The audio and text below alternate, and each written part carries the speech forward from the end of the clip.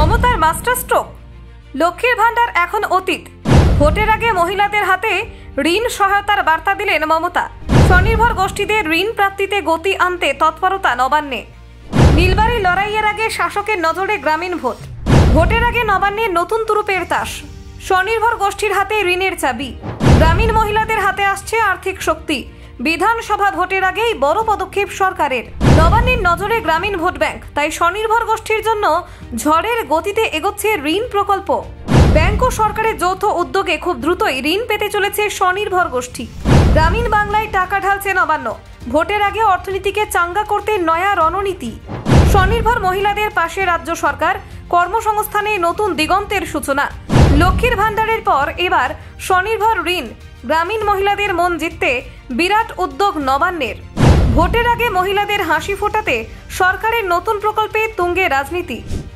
দেখুন, রাজ্যের আসন্ন বিধানসভা ভোটের আগে আবারও গ্রামীণ অর্থনীতিকে চাঙ্গা করতে নতুন পদক্ষেপ নিয়েছে নবান্ন।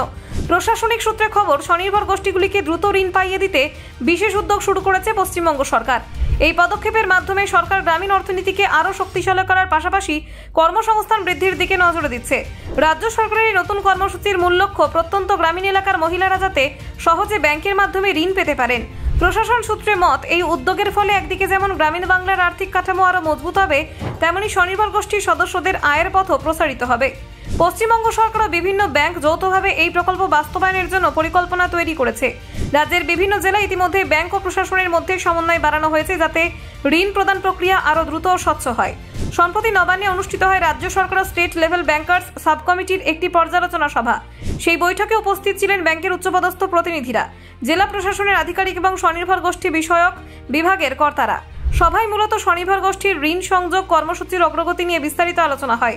বৈঠকে উঠে আসে, গত এক বছরে রাজ্যের অনেক জেলায় স্বনির্ভর গোষ্ঠীর ঋণ সংযোগ উল্লেখযোগ্যভাবে বৃদ্ধি পেয়েছে।